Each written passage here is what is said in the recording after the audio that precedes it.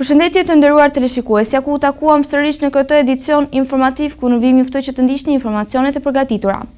56 studentë të Akademisë së Sigurisë përfunduan në spital pas dyshimeve për helmim ushqimor, ndërsa policia ka arrestuar 2 persona të kompanisë që furnizonte ushqimin. Hetimet kanë zbuluar se ushqimi shpërndahej nga një kompani private cateringu, ndërsa autoriteti kombëtar i ushqimit ka sekuestruar 10 kilogram produkte për analiza laboratorike. Në kërkim është shpallur administratorja e kompanisë, ndërsa hetimet vijojnë për të përcaktuar shkakun e saktë të incidentit. Incidenti i rënd i dyshuar për helmim ushqimor ka përfshirë Akademinë e Sigurisë në Tiranë, ku 56 student përfunduan në repartin infektiv të QSUT-s pasi konsumuan ushqimin e ofruar nga kompania e cateringut që shërbente në institucion. Sipas policisë së shtetit, studentët shfaqën simptoma të forta shqetësuese dhe morën menjëherë ndihmën mjekësore. Pas trajtimit në spital, të gjithë janë larguar në gjendje të stabilizuar shëndetësore. Nga hetimet paraprake rezulton se ushqimi furnizohen nga një kompani private përmes shërbimit catering. Në kuadër të procedurës penale janë arrestuar një 52 vjeçar me detyrë kuzhinier dhe një 23 vjeçar me funksion teknologe ushqimore pranë kompanisë kontraktuar. Ndërkohë, administratorja e kompanisë është shpadur në kërkim, ndërsa një tjetër teknologe po hetohet në gjendje të lirë. Të dyshuarit akuzohen për veprën penale, importim, prodhim dhe shitje dhe ruajtje e ushqimeve të rrezikshme për shëndetin ose jetën e njerëzve. Paralelisht me hetimet e policisë, kontrolle ka ushtruar edhe autoriteti kombëtar i ushqimit. Sipas AKU-s, gjatë inspektimit në ambientet e kuzhinës së Akademisë së Sigurisë u konstatuan se kushtet higjieno-sanitare ishin të përshtatshme dhe se aty nuk kryej gatimi,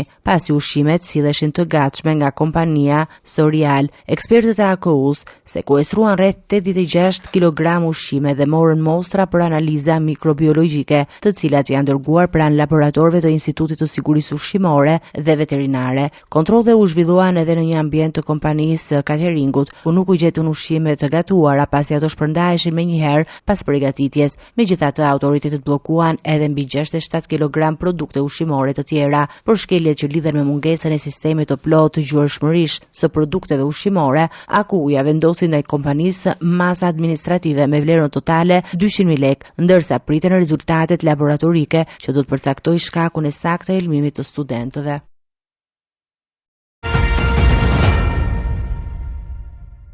Mazhoranca socialiste do të vazhdojë mbështetjen ndaj reformës në drejtësi pavarësisht kostove dhe pasojave që ajo ka sjellë. Deklarata u bë nga kryeministri Edi Rama gjatë kongresit botëror të ligjit që u mbajt për herë të parë në Tiranë. Rama e cilësoi reformën si një garanci për rrugën europiane të Shqipërisë dhe theksoi se drejtësia mbetet një nga sfidat më të mëdha të vendit. Kongresi u organizua nga Organizata Botërore e Juristëve në bashkëpunim me Ministrinë e Drejtësisë. Për herë të parë, Tirana mirëpriti Kongresin Botëror të Ligjit, një aktivitet ndërkombëtar i organizuar nga Organizatat Botërore e Juristëve në bashkëpunim me Ministrinë e Drejtësisë. Në fokus të diskutimeve ishte forcimi i shtetit të së drejtës dhe sfidat që lidhen me garantimin e drejtësisë dhe institucioneve të pavarura. Në fjalën e tij, kryeministri Edi Rama deklaroi se mazhoranca socialiste do të vazhdojë të mbështesë reformën në drejtësi pavarësisht kostove politike apo pasojave që ajo mund të sjellë. Prandaj unë jam besim plot që ky proces do të shkojë përpara ashtu siç duhet, me të gjitha dhimbjet dhe me të gjitha kostot e veta, ashtu sikundër jam më i vendosur se asnjëherë së bashku me shumicën qeverisëse që të mos lejojmë të cënohet ajo çka është projektuar dhe të mos lejojmë të lëkundet ajo që ka është ndërtuar. Rama theksoi se reforma në drejtësi mbetet një garanci për të ardhmen europiane të Shqipërisë dhe një proces i domosdoshëm për forcimin e shtetit ligjor. Krijimi i një sistemi që e bën pastaj të pamundur arbitraritetin, i cili edhe sot që flasim është i kudondodhur në sistemin ton shtetëror, përfshirë edhe sistemin e drejtësisë dhe e bën të pamundur krijimin e niveleve të ndryshme në raport me kërkesën e ligjit. Kryeministri pranoi se garantimi i drejtësisë mbetet ende një sfidë për vendin, por nënvizoi se institucionet e reja të drejtësisë duhet të mbështeten për të konsoliduar pavarësinë dhe besimin publik. Kongresi Botëror i Ligjit solli në Tiranë përfaqësues të drejtësisë, jurist dhe ekspert ndërkombëtar, duke kthyer Shqipërinë në qendër të diskutimeve mbi shtetin e së drejtës dhe reformat demokratike. Debatet të forta kanë shoqëruar seancën plenare të kësaj të entjeje, ku opozita dhe mazhoranca u përplasën për çmimin e naftës dhe politikat fiskale ndaj fermerëve. Kryetari i Partisë Demokratike Sali Berisha akuzoi qeverinë për heqjen e subvencioneve të naftës në kulmin e krizës, duke e cilësuar këtë një politikë shpopullimi. Nga ana tjetër, deputeti socialist Erion Braçe tha se problemi lidhet me modelin e tregut dhe strukturën e taksave mbi hidrokarburet. Debati u shoqërua me replika të ashpra dhe akuza reciproke në sallën e kuvendit. Çështja e çmimit të naftës dhe mbështetjes për fermerët u kthye në një përballje të fortë politike në kuvend. Kryetari i Partisë Demokratike Sali Berisha akuzoi qeverinë se ka hequr subvencionet e naftës në një moment të vështirë ekonomik për fermerët shqiptar. Sipas Berishës, kjo politikë rëndon më tej jetën e shtresave që jetojnë nga bujësia dhe nxit largimin e njerëzve nga vendi. Nuk ka akt më cinik ndaj 30-40% shqiptarëve që jetojnë me çurkun e djersës së ballit. Nuk ka qëllim më cinik ndaj tyre, më të pashpirë. Vini këtu pasi keni hequr subvencionin për naftën fermerëve në kulmin e krizës për naftën. Po unë maksizëm kur të kaloj mbi 220. Fshatarëve më të varfër të Europës. Kjo është politikë shpopullimi. Akuzat e Kryedemokratit morën përgjigje nga deputeti socialist Erion Braçe, i cili tha se problematika lidhet me mënyrën se si funksionon tregu i hidrokarbureve dhe me nivelin e taksave të vendosura ndër vite. Braçe pranoi se taksa mbi karburantet janë rritur, por theksoi se kjo ka qenë një zgjidhje politike për të garantuar më shumë drejtësi fiskale. Ajo që dua të them është që për shkak të këtij modeli tregu, ne kemi çmimin neto, pra çmimi neto pa taksa Yni vazhdon të mbetet më i shtrenjtë në rajon, dhe natyrisht kjo bën edhe atë diferencën që ne kemi. Ajo që më ka bërë përshtypje edhe këtu edhe pak më përpara është që askush nuk flet dhe nuk e merr kurajon flasi për modelin e tregut në këtë sallë. Të gjithë flasin për modelin e taksave. Tani flasim pak për modelin e taksave që ne kemi. Ne kemi tatim mbi vlerën e shtuar. Dhe tatim mbi vlerë të shtuar kemi pasur edhe në kohën që drejtonit ju. Ne kemi akcizë. Dhe unë këtu kam qenë, akciza në kohën tuaj ka qenë atë valorën, pra me përqindje mbi çmimin e naftës para taksave. Edhe me këmbguljen e operatorëve, edhe me këmbguljen tonë këtu në sallën e kuvendit të tjerë me radhë quhet akcizën me tarifë fikse, siç e kemi edhe sot. Taksën e qarkullimit e keni sjell ju brenda çmimit të hidrokarbureve. Nuk kemi sjell ne, e keni sjell ju. Kush po abuzon më? Po hajde këtu edhe fol ti që po më tregon mua që po mbroj interesat e tregtarëve. Hajde zëri me gojti, që si ke zënë asnjëherë këtu në sallë. Debati mes palëve vjoi me tone të ashpra, ndërsa Berisha e akuzoi Braçe për hipokrizi dhe tha se prej tij priste reagime më të forta ndaj qeverisë për çmimin e naftës për fermerët. Çështja e kostos së karburanteve dhe mbështetjes për sektorin e bujqësisë mbetet një nga temat më të debatuara mes opozitës dhe mazhorancës, në një kohë kur fermerët vijojnë të kërkojnë më shumë lehtësira dhe subvencione. Raporti i Parlamentit Evropian për Shqipërinë për vitin 2025 u kthye në shkak debatesh mes opozitës dhe mazhorancës në seancën plenare të kuvendit. Socialistët dhe demokratët interpretuan në mënyra të ndryshme përmbajtjen e rezolutës së miratuar në Komisionin për Punët e Jashtme të Parlamentit Evropian. Tauland Balla akuzoi opozitën se dështoi të përfshinte në raport kërkesat e saj politike, ndërsa kërkesa e demokratëve për debat në kuvend u rrëzua nga shumica.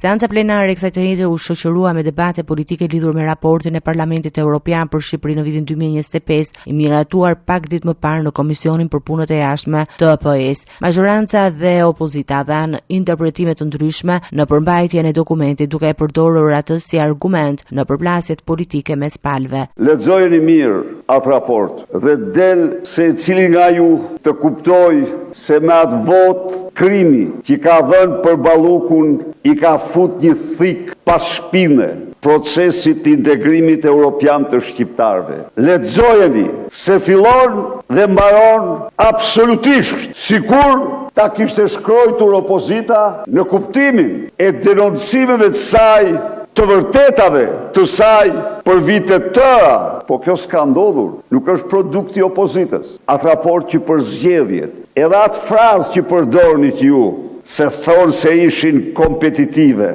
ja u zhduk nga durët. Ligji është për zgjedhje kompetitive, kurse ju nuk i bëhet kompetitive, përkundër as i thot. Institucionet e shtetit u shkrin në një me strukturat e partisë. Kryei grupit parlamentar socialist Auland Balla u përgjigj akuzave të opozitës dhe deklaroi se Partia Demokratike kishte dështuar në përpjekjen për të futur në rezolut formulime që sipas tij kishin karakter politik. Komisioni rrëzoi pjesën më të madhe të amendamenteve. E vërteta është që edhe pse ndonjë amendament ishte nisur me email nga Tirana, nuk e kaloi dot filtrin e komisionit të jashtëm dhe dokumenti sot është nga ana jonë i gjithë pranuar. Ndërkohë, kërkesa e deputetëve demokrat për të zhvilluar debat në kuvend mbi raportin e Parlamentit Evropian nuk mori mbështetjen e shumicës socialiste dhe u rrëzua me 72 vota kundër. Në sallë pati dhe episode të tjera tensionesh politike, deputeti i nismës Shqipëria Bëhet Agron Sheaj replikoi me drejtuesin e seancës pasi ai refuzoi 2 interpelanca me kryeministrin Edi Rama të kërkuara prej muajit tetor. Uluni ju lutem. Kontrolloni fjalorin tuaj, zoti Sheaj, se po dilni përtej kodit edhe përtej fjalorit të lejuar në Parlamentin e Shqipërisë. Mos e përsërisni këtë fjalor të palejuar. Mos e përsërisni edhe një herë.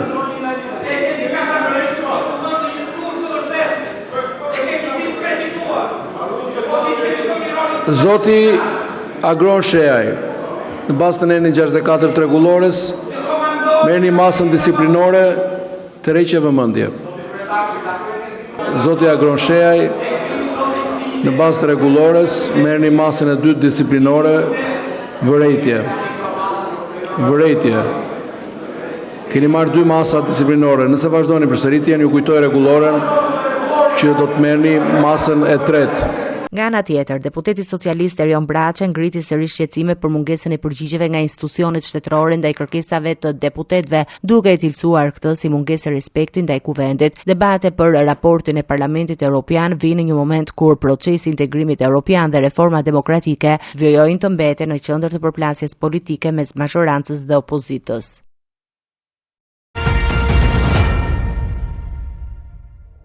Drejtori i përgjithshëm i policisë Skënder Hita ka prezantuar një qasje të re komunikimi me publikun gjatë një konference për mediat. Ai dha detaje për helmimin e studentëve të Akademisë së Sigurisë, duke bërë të ditur se janë kryer veprime hetimore dhe është bllokuar një pjesë e ushqimit të dyshuar. Hita u ndal edhe tek aksidentet rrugore, duke paralajmëruar rishikim të masave ndëshkuese në kodin rrugor dhe ato penal pas tragjedisë në Durrës. Në konferencën e parë për mediat në kuadër të asaj që e cilësoi si një qasje të re komunikimi me publikun, drejtori i përgjithshëm i Policisë së Shtetit Skënder Hita preku disa nga ngjarjet më të rëndësishme të ditëve të fundit. Një prej çështjeve ku u ndal ishte helmimi i studentëve të Akademisë së Sigurisë, ku 10 student përfunduan në spital pas konsumimit të ushqimit. Në bashkëpunim me AKU-n është bërë ditën e djeshme bllokimi të gjithë lëndës që është përdorur në ushqimin që kanë konsumuar studentët.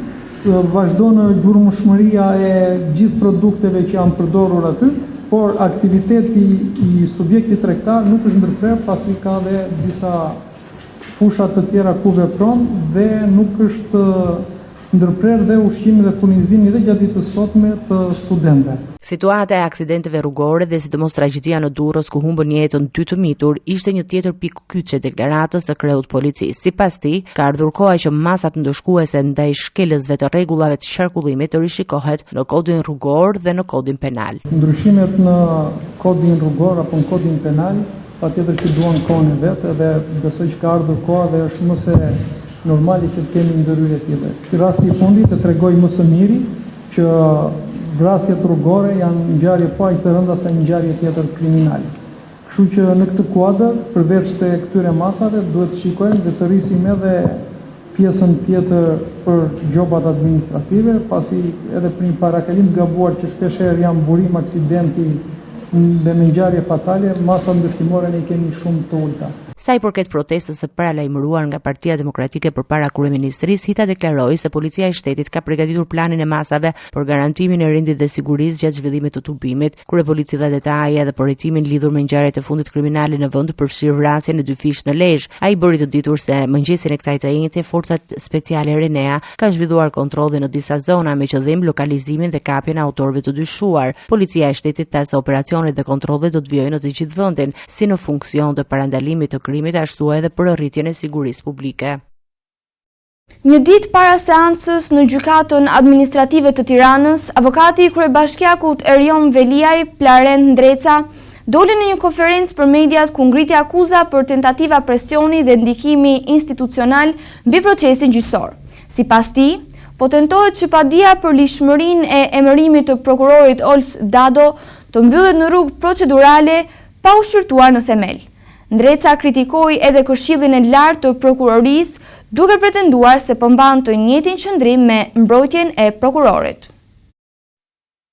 Një ditë përpara seancës në gjykatën administrative të Tiranës për padin që kundërshton ligjshmërinë e emërimit të prokurorit Olc Dado, avokati i kryebashkiakut të Tiranës Erion Veliaj doli në një konferencë për shtyp ku ngriti shqetësime të forta mbi mënyrën se si po trajtohet çështja. Plaren Ndreca deklaroi se ekzistojnë tentativa për penguar shqyrtimin në themel të padisë duke përdorur procedura ligjore që sipas tij synojnë mbylljen e çështjes pa një vendimmarrje mbi përmbajtjen. Prej ditësh në hapësirën publike dhe në burimet hapura mediatike në raportuar pretendime jashtëzakonisht shqetësuese mbi tentativat mundshme ndikimi dhe presioni institucional në lidhje me këtë proces gjyqësor. Madje publikisht janë artikuluar dhe pretendime për ndikim të palishëm e tentativa korruptimi me qëllim që kjo çështje mos arrijë kurrë në shqyrtim në themel. Mungesa totale e reagimit institucional në këtë rast ngre pikpyetje serioze dhe përbën në vetvete një element shumë shqetësues për besimin publik te panshmëria, integriteti dhe transparenca e këtij procesi gjyqësor. Avokati kritikoi gjithashtu Këshillin e Lartë të Prokurorisë duke pretenduar se përfaqësuesit e institucionit po mbajnë të njëjtin qëndrim procedurial me mbrojtjen e Olc Dados, në vend që të kërkojnë sqarimin e plotë të ligjshmërisë së emërimit të tij si prokuror. Por në vend që të kërkohet shqyrtimin themel i çështjes,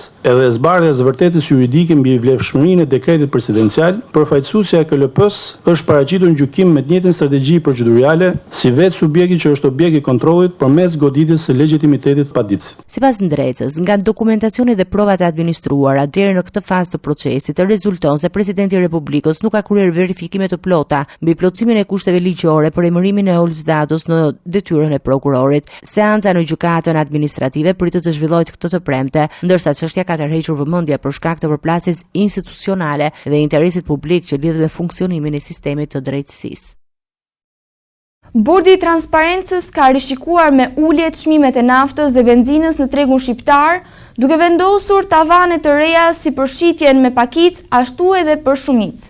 Vendimi hyn në fuqi me një herë dhe do të mbahet i vlefshëm deri në mbledhjen e radhës së bordit, kur mund të ketë ndryshime të tjera në varësi të tregut ndërkombëtar. Autoritetet kërkojnë zbatim strikt të çmimeve të reja për të shmangur penalitetet ligjore. Bordi i Transparencës ka vendosur të ulë çmimet e karburanteve në tregun vendas duke rishikuar tavanet e shitjes për naftën dhe benzinën si në shumicë ashtu edhe në pakicë. Sipas vendimit të ri, nafta do të tregtohet jo më shumë se 196 lekë për litër në shitje me pakicë nga 206 lekë që ishte më parë, ndërsa në tregun e shumicës çmimi ulet në 184 lekë për litër nga 194 lekë. Edhe benzina ka psuar ulje në çmime, tashmë tavani për shitjen e pakicës është vendosur në 180 lekë për litër nga 184 lekë që ishte më parë, ndërsa në shumicë çmimi ulet nga 168 lekë për litër në 172 lekë. Vendimi ka hyrë në fuqi mes ditën e së njëjtës dhe do të mbetet në zbatim deri në mbledhjen e radhës së bordit, ku pritet një tjetër rishikim në varësi të lëvizjeve të tregut ndërkombëtar të energjisë. Ministria e Ekonomisë ka bërë thirrje që të gjithë operatorët e tregut të respektojnë me përpikmëri çmimet e vendosura, duke paralajmëruar masa ndëshkuese për çdo shkelje të tavanit të përcaktuar me vendim.